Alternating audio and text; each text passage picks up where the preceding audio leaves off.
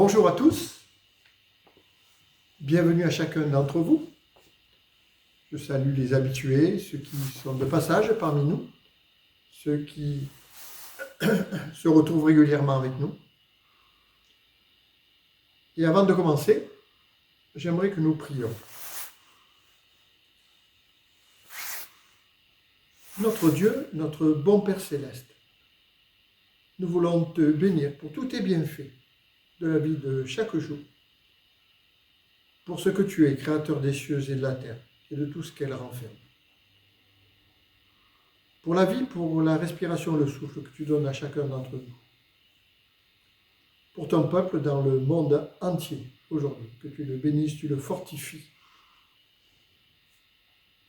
Et nous te prions aussi pour ce pauvre monde qui meurt sans toi, afin que dans cette situation si particulière, ton esprit souffle avec force et puissance dans les cœurs. Et que tu rajoutes tous ceux qui seront sauvés à ton Église. Dirige-nous maintenant durant cette introduction. Nous voulons te le demander dans le nom de Jésus, notre Sauveur. Amen.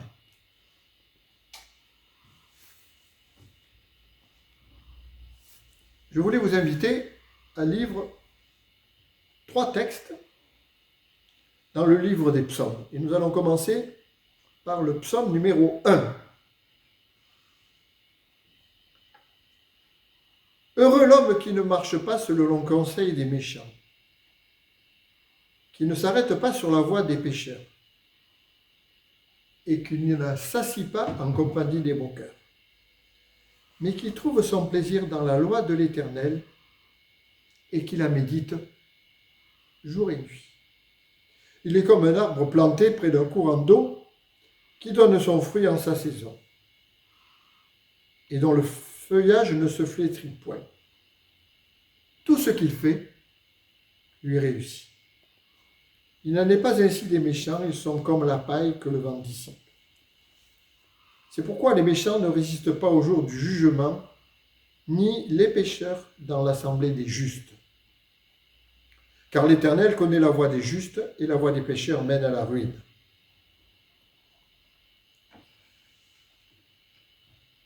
Je vous invite maintenant à chanter 2 cantiques.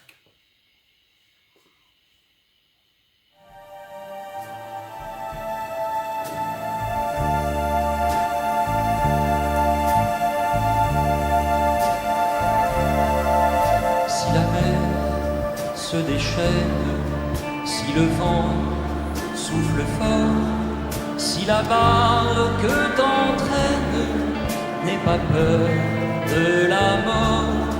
Si la barque t'entraîne, n'aie pas peur de la mort.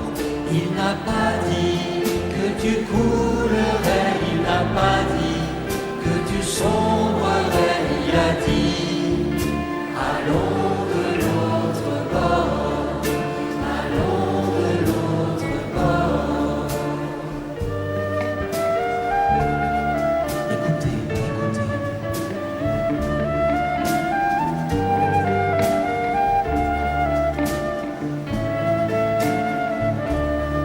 Si ton cœur est en peine, si ton corps est souffrant, crois en Jésus.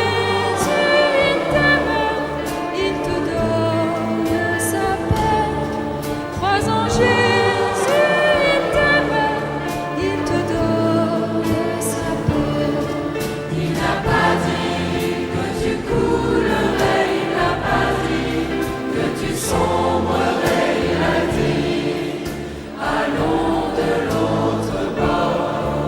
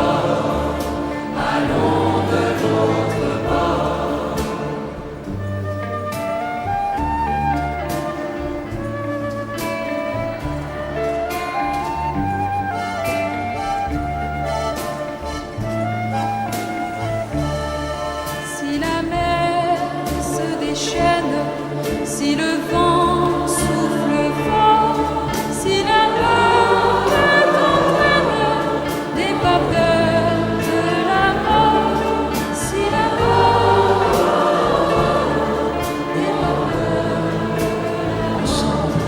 Il n'a pas dit que tu coulerais, il n'a pas dit que tu sombrerais, il a dit allons de l'autre bord, allons de l'autre bord.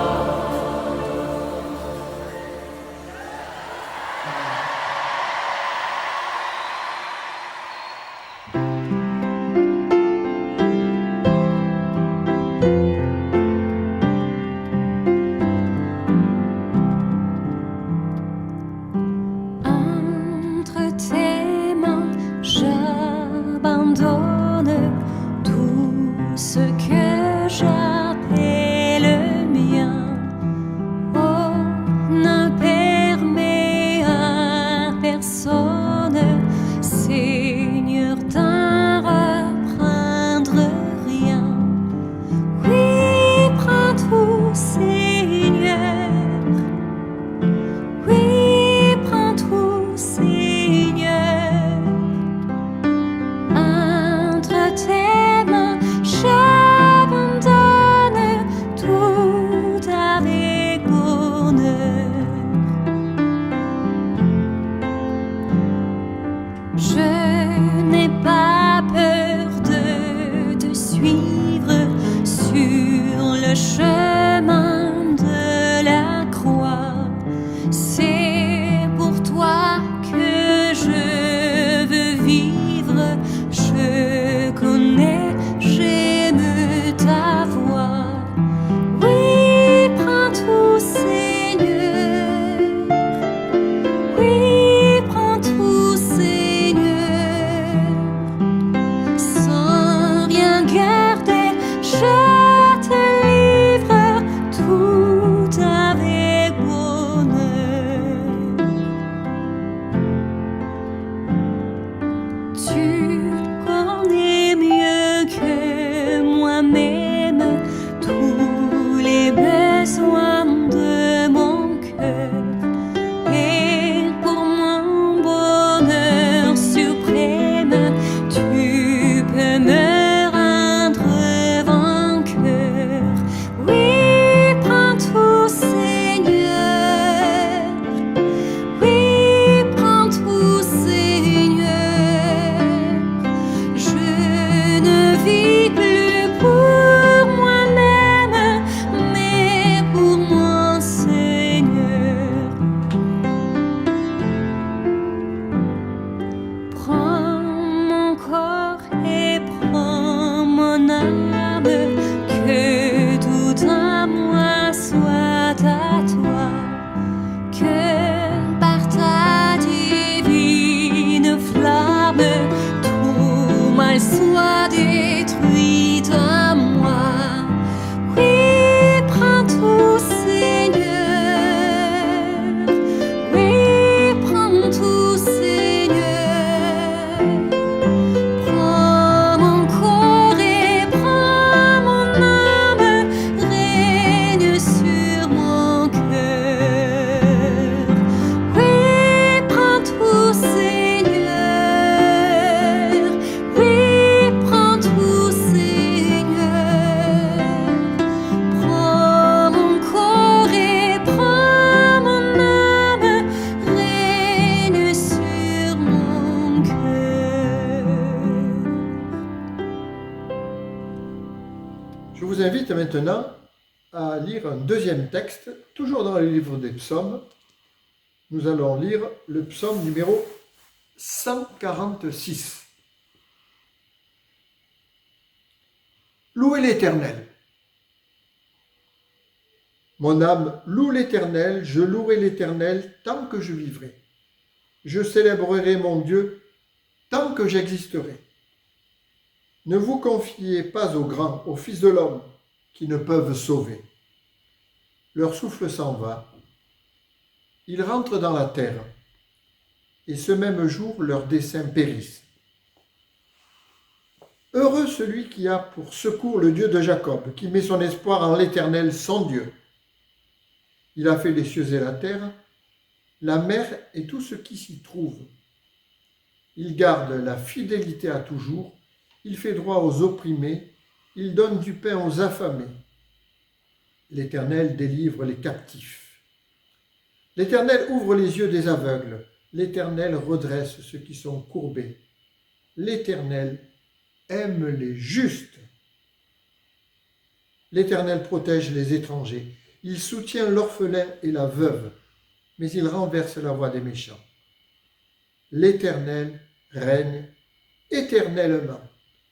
Ton Dieu ô Sion subsiste d'âge en âge. Louez l'Éternel. Et je vous invite maintenant à chanter 2 cantiques.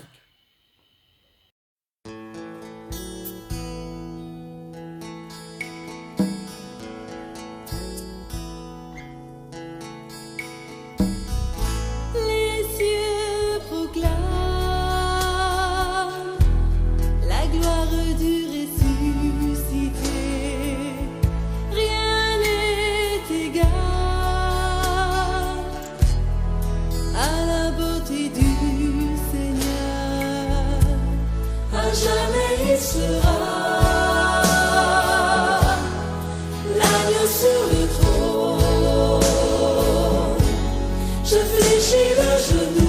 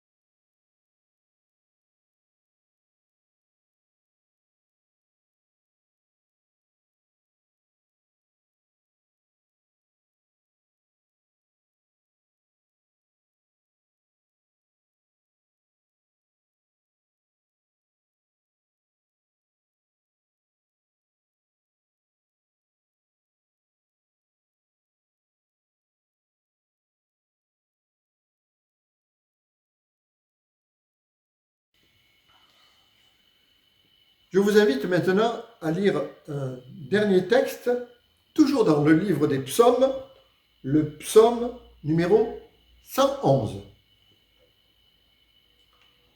Je louerai l'Éternel de tout mon cœur. Dans la réunion des hommes droits et dans l'assemblée. Les œuvres de l'Éternel sont grandes, recherchées par tous ceux qui les aiment. Son œuvre n'est que splendeur et magnificence. Et sa justice subsiste à jamais. Il a laissé la mémoire de ses prodiges. L'Éternel, miséricordieux et compatissant. Il a donné de la nourriture à ceux qui le craignent. Il se souvient toujours de son alliance. Il a manifesté à son peuple la puissance de ses œuvres, en lui livrant l'héritage des nations. Les œuvres de ses mains sont fidélité et justice. Toutes ses ordonnances sont véritables, affermies pour l'éternité, faites avec fidélité et droiture. Il a envoyé la délivrance à son peuple. Il a établi pour toujours son alliance. Son nom est saint et redoutable. La crainte de l'Éternel est le commencement de la sagesse. Tous ceux qui l'observent ont une raison saine. Sa gloire subsiste à jamais. Et nous terminerons ce temps d'introduction par le chant de 2 cantiques.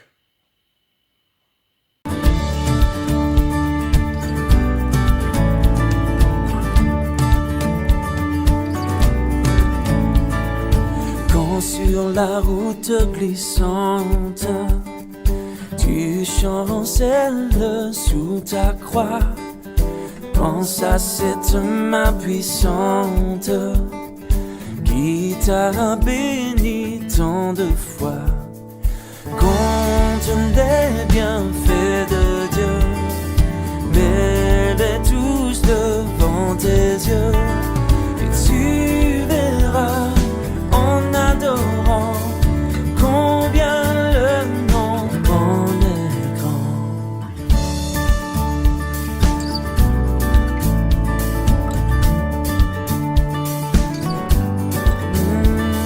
Si tu perds dans le voyage plus d'un cher et doux trésor, pense au divin héritage qui là-haut te reste encore.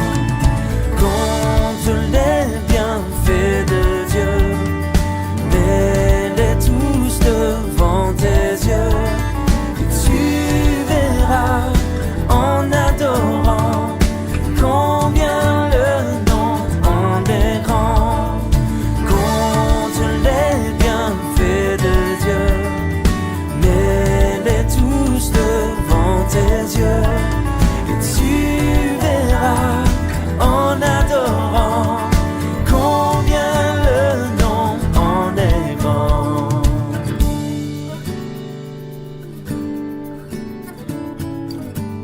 Yeah.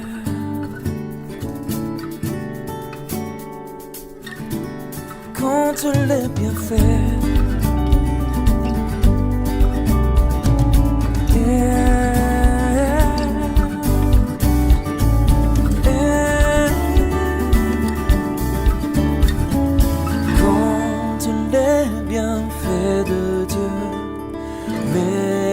Tous devant tes yeux, et tu verras en adorant combien le nom en est grand. Compte les bienfaits de Dieu, mets-les tous devant tes yeux, et tu verras en adorant combien le nom en est grand. En adorant combien le nom en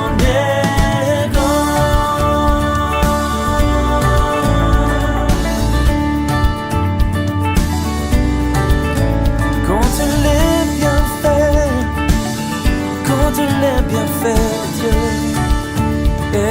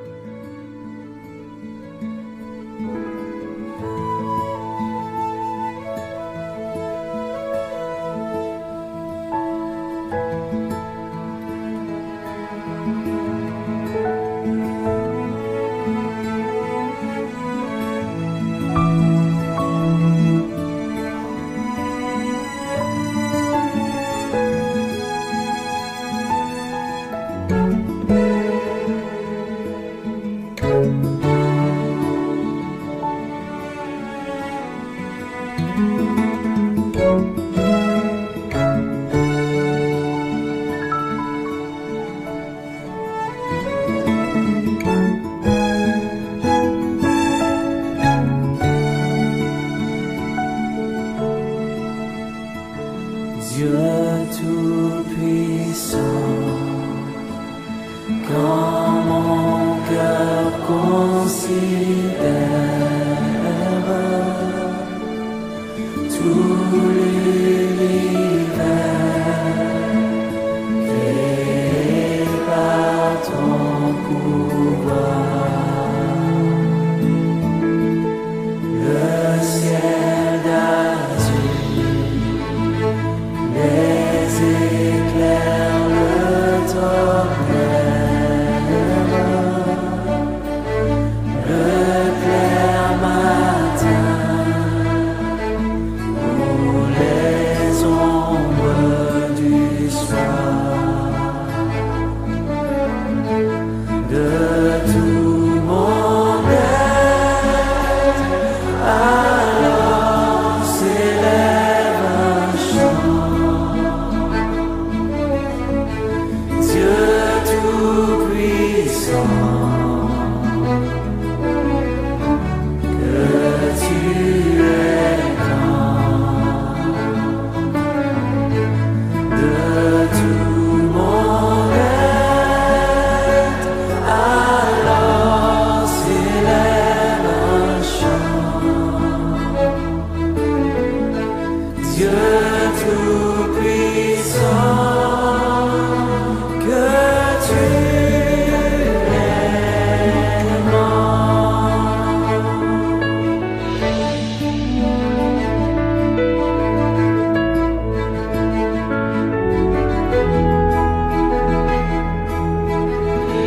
Mais quand je songe au sublime mystère qu'un Dieu si grand a pu penser à moi, que son cher Fils est devenu mon frère, et que je suis l'héritier du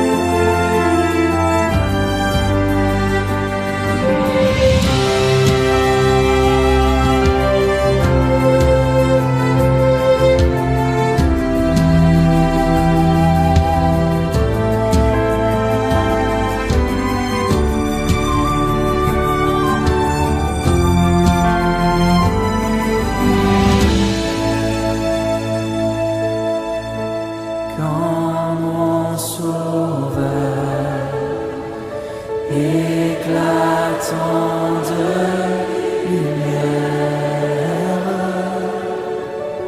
se lèvera de son trône éternel, et que les sangs des douleurs de la terre, je pourrai voir les splendeurs de son ciel. Je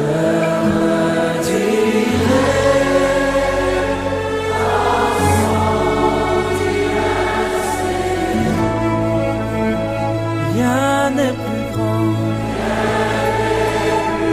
non,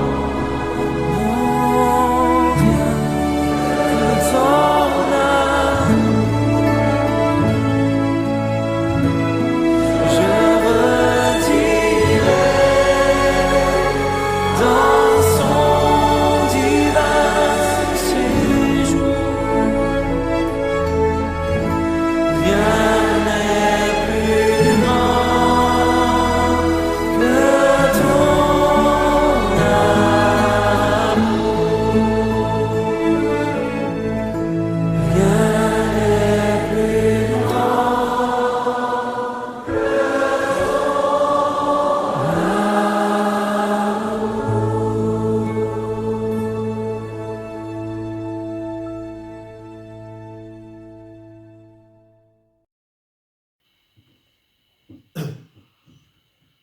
Nous voulons maintenant prier avant d'écouter la parole de Dieu.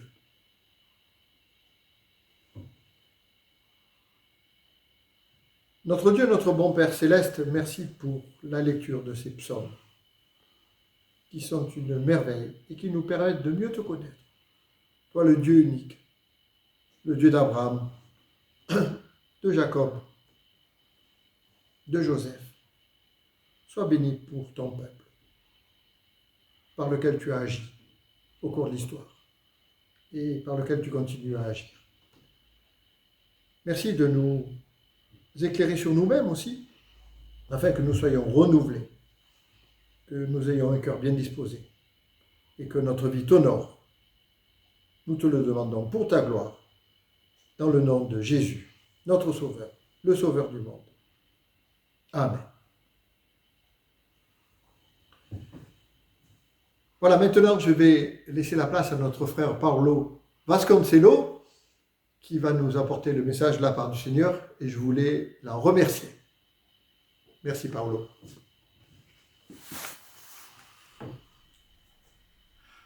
Que la grâce et la paix vous soient données de la part de Dieu notre Père et de Jésus-Christ notre Seigneur. Je voudrais lire deux textes dans le livre du prophète Ésaïe. Le premier, Ésaïe chapitre 1, versets 1 à 8. Prophétie d'Ésaïe, fils d'Amoth, sur Juda et Jérusalem, au temps d'Osias, de Jotham, d'Akaz, d'Ézéchias, roi de Juda. Cieux, écoutez, terre, prête l'oreille, car l'Éternel parle. J'ai nourri et élevé des enfants, mais ils se sont révoltés contre moi. Le bœuf connaît son possesseur, et l'âne la crèche de son maître. Israël ne connaît rien. Mon peuple n'a point d'intelligence. Malheur à la nation pécheresse, au peuple chargé d'iniquité, à la race des méchants, aux enfants corrompus. Ils ont abandonné l'Éternel, ils ont méprisé le Saint d'Israël. Ils se sont retirés en arrière. Quel châtiment nouveau vous infligez quand vous multipliez vos révoltes? La tête entière est malade et tout le cœur est souffrant. De la plante du pied jusqu'à la tête, rien n'est en bon état. Ce sont que des blessures, contusions et plaies vives. Maintenant, je voudrais lire aussi Ésaïe chapitre 6, versets 1 à 8. L'année de la mort du roi Osias, j'ai vu le Seigneur assis sur un trône, très élevé, et le pan de sa robe remplissait le temple. Des séraphins se tenaient au-dessus de lui. Ils avaient chacun 6 ailes, 2 dont ils se couvraient la face, 2 dont ils se couvraient les pieds, et 2 dont ils se servaient pour voler. Ils criaient l'un à l'autre et disaient « Saint, Saint, Saint est l'Éternel des armées. Toute la terre est pleine de sa gloire. » Les portes furent ébranlées dans leurs fondements par la voix qui retentissait, et la maison se remplit de fumée. Alors je dis, malheur à moi, je suis perdu, car je suis un homme dont les lèvres sont impures. J'habite au milieu d'un peuple dont les lèvres sont impures, et mes yeux ont vu le roi, l'Éternel des armées. Mais l'un des séraphins vola vers moi, tenant à la main une pierre ardente qu'il avait prise sur l'autel avec des pincettes. Il en toucha ma bouche et dit, « Ceci a touché tes lèvres. Ton iniquité est enlevée et ton péché est expiré. » J'entendis la voix du Seigneur disant, « Qui enverrai-je et qui marchera pour nous ?» Je répondis, « Mais voici, envoie-moi. » Dans le premier texte que nous avons lu tout à l'heure, le chapitre 1, Dieu montre au prophète la triste et terrible situation que le peuple de Dieu traversait. Il est dit qu'ils se sont révoltés contre Dieu, qu'ils ont tourné leur dos à Dieu, qu'ils étaient chargés d'iniquité, qu'ils ont méprisé le Saint d'Israël, qu'ils ont abandonné l'Éternel, qu'ils se sont retirés en arrière, de la plante du pied jusqu'à la tête, rien n'est bon état. Frères et sœurs, je crois que nous vivons aujourd'hui à une époque qui ressemble beaucoup à celle du temps du prophète Ésaïe. Nous vivons une période sans précédent dans l'histoire de l'humanité. L'anxiété, le manque de confiance, le manque d'autorité, l'inversion des valeurs, l'immoralité, l'apostasie, où Dieu est complètement banni de la société, guerre, tremblement de terre, et maintenant cette épidémie qui met le monde à genoux. Que fait le prophète devant cette triste réalité? Ésaïe cherche Dieu, il va au temple pour ouvrir son âme et invoquer la présence de Dieu, le Dieu d'Israël. Et c'est là dans le temple que Dieu visite puissamment le prophète dans une vision extraordinaire, décrite dans le chapitre 6, versets 1 à 8 que nous avons lu. Je vous invite donc ensemble à voir quels sont les aspects de cette vision du prophète Ésaïe et ce que le Seigneur veut nous enseigner à nous aussi aujourd'hui afin qu'il puisse nous utiliser pour sa gloire. Le premier aspect de la vision qu'Ésaïe a eue. Nous devons avoir une vision correcte de Dieu, connaître Dieu tel qu'il est vraiment. L'année de la mort du roi Osias, j'ai vu le Seigneur assis sur un trône, haut et sublime, et les bords de sa robe remplissaient le temple. La première vision que Dieu veut nous donner est la vraie vision de lui-même. Aujourd'hui, plus que jamais, nous avons besoin de voir Dieu assis sur son trône à la tête de l'histoire humaine. L'homme le monde, même le croyant, sans vision réelle de Dieu, ne peut vivre qu'une vie de peur, d'incertitude et d'insécurité en ce qui concerne le présent et l'avenir. L'anxiété, la peur et l'insécurité remplissent nos cœurs lorsque nous comptons sur nous-mêmes. Le peuple de Dieu aujourd'hui a plus que jamais besoin de voir Dieu assis sur son trône, haut et sublime trône. Dans ces derniers temps où tout exalte l'homme et ses actes, et même chez les croyants, nous sommes tentés à regarder les solutions humaines. Et c'est exactement ce qui provoque toutes sortes de peurs et d'insécurité. Vous savez, il n'y a pas de moyens humains de sortir de la crise, de la corruption qui affecte tous les segments de la société. Il n'y a pas de voie humaine pour sortir de la décadence politique, car il y a aujourd'hui une crise de confiance comme aucune autre auparavant. Il n'y a aucun moyen humain de sortir de l'immoralité sexuelle, du vol, du mensonge, de la corruption, de l'adultère, simplement parce que la philosophie purement humaine a pris la place de Dieu. Le slogan de nos jours est exactement ce que la Bible a prédit.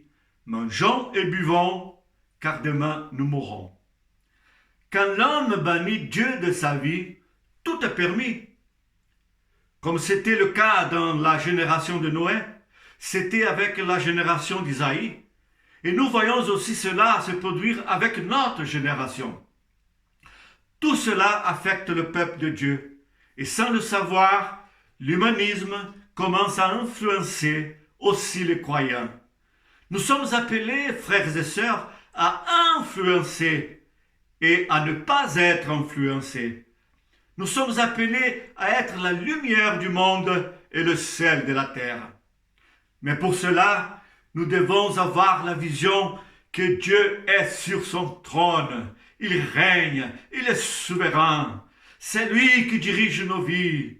Rien ne se passe ou ne se passera sans sa volonté. Tout contribue pour le bien de ceux qui aiment Dieu. Même les disciples de Jésus ne pouvaient pas accomplir leur mission à laquelle Dieu les avait appelés sans qu'ils aient une vision correcte et réelle de Jésus-Christ en tant que Seigneur, en tant que Sauveur, Roi de l'univers. C'est pourquoi Dieu a permis cette tempête où leur petit bateau était presque englouti par les vagues. Et là, à un moment critique, au milieu de cette tempête, le Seigneur Jésus s'est révélé à eux comme le Roi de l'univers, Maître de la terre et du ciel, le Créateur du monde.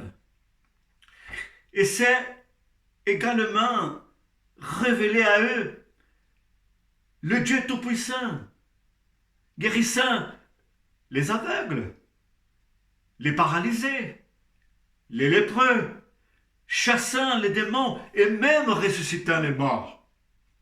Le prophète Ésaïe ne pouvait pas non plus remplir sa mission avant de savoir et de voir de ses propres yeux que Dieu est souverain et qu'il est assis sur un trône haut et sublime et qu'il règne.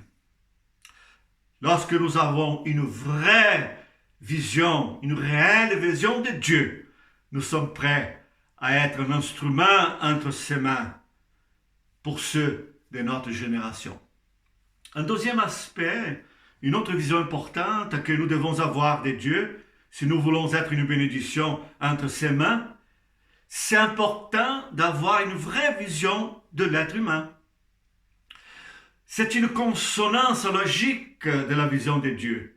Quand nous avons une vraie vision de Dieu, cette vision de Dieu produira en nous une vraie vision de l'être humain. Exactement ce qui est arrivé à Ésaïe. Quand il a contemplé la gloire et la sainteté de Dieu, il a vu sa misère et son péché ancré dans sa nature humaine dépravée. Lorsque nous contemplons l'être humain, notre vision devient déformée, floue, obscure, si. Mais lorsque nous contemplons Dieu, le résultat ne peut pas être différent de celui du prophète. Le verset 5 se lit comme suit. Alors, je dis, hélas, je suis perdu, parce que je suis un homme de lèvres impures, et que je vis au milieu d'un peuple aux lèvres impures, et que mes yeux ont vu le roi, le Seigneur des armées. Quand nous avons une vraie vision de Dieu, pour contempler Dieu tel qu'il est, nous arrivons rapidement à la conclusion que nous ne sommes rien, que l'être humain n'est rien. Et il est impressionnant de constater aujourd'hui que le culte de l'homme, le soi-disant humanisme, a occupé le centre de notre attention. Le culte de la connaissance, le culte des sciences, le culte du corps, le culte du pouvoir, toutes ces choses occupent la première place dans la vie de l'homme et il n'y a plus de place pour Dieu. Ces derniers jours, l'humanisme est devenu si fort que même les croyants se sont laissés influencer par lui. Aujourd'hui, nous employons les mêmes idées, les mêmes outils employés par l'humanisme et petit à petit nous introduisons dans nos églises. Aujourd'hui, on pense déjà que pour faire face à un monde si fort, nous devons utiliser les mêmes armes que le monde. Mais la pensée divine est complètement opposée à celle de l'homme. Dieu le démontre quand il dit « Mes pensées ne sont pas vos pensées, mes voix ne sont pas vos voix. » Dans la méthode divine, c'est un jeune homme qui tue un géant. C'est avec l'ajout d'un âne que Samson tue 1000 hommes. C'est avec un bâton que le peuple de Dieu est libéré de l'esclavage d'Égypte. L'apôtre Paul dira plus tard, Dieu a choisi les choses folles de ce monde pour réconforter les sages. Dieu a choisi les choses faibles du monde pour réconforter les forts. De nos jours, Dieu cherche des hommes, des femmes faibles, fragiles, car la puissance de Dieu s'accomplit dans nos faiblesses. En effet, quand nous avons une vraie vision de Dieu, comme celle du prophète Ésaïe, nous nous rendons compte de notre misère, de notre péché, de notre petitesse. Mais la Bible dit que Jésus-Christ a été fait sanctification et il nous sanctifie parfaitement. Quand nous avons une vraie vision de Dieu, nous constatons que nous sommes insensés. C'est vrai, mais Jésus est devenu sagesse et il a le pouvoir de nous rendre sages pour le salut. Quand nous avons une vraie vision de Dieu, nous nous rendons compte que nous sommes faibles, certes, mais Jésus est notre force. Je peux tout par celui qui me fortifie. C'est pourquoi avoir une vision correcte de Dieu dans ces moments difficiles que nous traversons nous aidera à avoir une vision correcte de nous-mêmes et nous fera ainsi compter entièrement sur la grâce et la puissance de Dieu.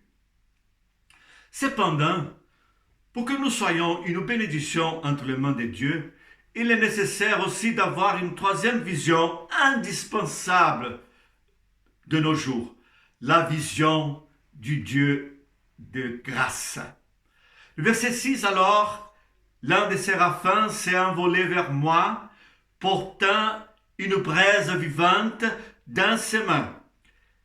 Il l'avait prise de l'autel avec une pince. Avec la braise, il a touché ma bouche et a dit, « Voici, elle a touché vos lèvres. Votre iniquité, ton péché était enlevé, et ton péché a été pardonné. Chers frères et sœurs, quelle est la leçon que nous pourrons tirer ici dans ce passage? Ce texte enseigne que sans la grâce de Dieu, personne ne peut être une bénédiction entre les mains de Dieu. Il faut savoir que celui qui veut être une bénédiction pour les autres, sache que lui-même est l'objet de la grâce de Dieu. Savoir qu'avant tout, il est au bénéfice de sa grâce. Sans cette vision d'un Dieu de grâce, personne ne peut être une bénédiction, personne ne peut être utilisé par Dieu. Ce n'est que lorsque nous expérimentons nous-mêmes la grâce de Dieu dans nos vies que nous pouvons alors la transmettre aux autres. Le ministère de Dieu nous appelle, est le ministère de la grâce, est l'évangile de la grâce, prêcher l'évangile de la grâce. Jésus est venu, la Bible le dit, pour inaugurer une année de grâce. Il a dit dans le chapitre 4 de Luc, « L'Esprit du Seigneur est sur moi, pour lequel il m'a oint pour évangéliser les pauvres. Il m'a envoyé pour proclamer la libération aux captifs et la restauration de la vue aux aveugles, pour libérer les opprimés et pour proclamer une année de grâce du Seigneur. » Le Dieu de la Bible est un Dieu de grâce. Lorsqu'un pécheur se repent, il vient à lui. Dieu accorde sa grâce. La Bible dit, Dieu résiste aux orgueilleux, mais il fait grâce aux humbles. Soyons ceux qui prêchent, qui proclament le message de la grâce de Dieu. Mais souvenons-nous que la grâce de Dieu n'est pas au rabais. Quelque chose qui ne coûte rien. Le contraire, la grâce de Dieu a coûté très cher. Le prix que Dieu a payé était très élevé. La Bible dit que ce n'était ni pour l'or, ni pour l'argent que nous avons été rachetés, mais par la précieuse mort du Fils unique de Dieu. Ah oui, grâce merveilleuse, la grâce de Jésus. Puis enfin, la dernière vision que Dieu veut nous donner est la vision de son œuvre, l'œuvre qu'il veut vous confier. Après avoir une vraie vision de Dieu, assis sur un trône haut et sublime, une vraie vision de nous-mêmes et de notre humanité, de notre misère, et la vision de la grâce de Dieu, alors nous devons aussi avoir une vraie vision du travail que Dieu veut nous accorder. Le verset 8 dit, « Après cela, j'entendis la voix du Seigneur dire, « Qui enverrai-je et qui ira pour nous ?» Dieu, dans son alliance éternelle, avant la fondation du monde, a préparé un plan pour chacun de nous. Dans son plan de rédemption, non seulement il nous place, mais il donne l'occasion à moi, à vous, à chacun de nous, de participer activement. La question, qui enverrai-je et qui ira pour nous? Cela est, entre autres, une invitation à se joindre à lui, à se tenir à ses côtés, à marcher main de la main avec lui pour l'accomplissement de son plan merveilleux. Lorsque nous avons été impliqués dans la proclamation du salut, préparée par Dieu, Dieu nous honore de travailler avec lui. Le prophète Ésaïe l'a compris et il a dit plus tard Quels sont beaux les pieds sur les montagnes de ceux qui annoncent les bonnes nouvelles, qui font entendre la paix, qui font entendre le salut. Chers frères et sœurs, il est nécessaire de comprendre le grand privilège que nous avons de pouvoir participer à l'œuvre de Dieu, avec Dieu, au salut des perdus. Ce n'est que lorsqu'Isaïe a eu cette vision réelle du travail que Dieu a voulu lui donner, qu'il a dit « Me voici, envoie-moi ». Vous savez, écoutez bien, Dieu fera son travail. Il fera son travail, sans doute, avec vous ou sans vous, avec nous ou sans nous. C'est vrai. Il peut faire son travail sans vous, sans moi. Mais il veut que vous et moi, il veut que vous vous joigniez à lui dans cette glorieuse tâche d'évangéliser le monde. Quel privilège de travailler à côté de notre Seigneur et Sauveur Jésus-Christ. Vous savez, travailler avec Dieu, rejoindre son travail, son œuvre, c'est quitter l'ordinaire pour entrer dans l'extraordinaire de Dieu.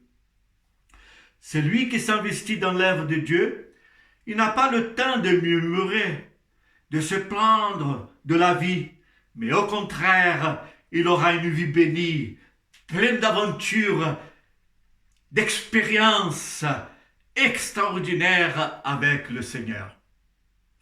Cette personne sera, comme dit la Bible, une personne dont les fleuves d'eau vive couleront de son sein. Pour terminer, chers frères et sœurs, en ces temps difficiles que nous traversons, nous avons besoin d'avoir une réelle vision de Dieu, de ses attributs, de sa personne, de savoir qu'il règne, qu'il est assis sur un trône, haut et sublime, qu'il est souverain, maître de la terre et du ciel, qu'il est juste, qu'il est saint, qu'il règne et il contrôle tout. Ayons une vraie vision de notre humanité, de notre nature déchue et de notre totale dépendance à Dieu. Ensuite, saisissons cette occasion opportune où l'épidémie ne cesse de grandir, où les gens ont peur, où les gens se posent des questions pour témoigner, pour les encourager, pour faire la différence là où Dieu nous a placés. Frères et sœurs, que Dieu nous aide et que Dieu nous bénisse. Amen. Nous allons prier. Prions. Seigneur notre Dieu, merci pour ton salut glorieux. Alléluia. Merci pour ta grâce merveilleuse. Merci, Seigneur, de nous rappeler dans ce moment sombre que nous traversons, que tu es Dieu, que tu règnes, que tu es souverain, le roi de l'univers, et que tout est contrôlé et dirigé par toi. Nous avons bien compris que sans toi, nous ne pouvons rien faire. Nous reconnaissons notre petitesse et notre totale dépendance de toi. Veuille nous associer à l'œuvre que tu nous as préparée dès l'éternité. Aide-nous à comprendre cela. Nous voulons, comme le prophète Isaïe, répondre à ton appel aujourd'hui. Mais voici, envoie-moi. Seigneur Dieu, donne-nous la vision réelle de ce Dieu merveilleux que tu es. Et ouvrez nos yeux. Nous voulons voir comme tu nous vois. Et bénis-nous pour ta gloire, au nom de Jésus. Amen. Amen. Que Dieu vous bénisse.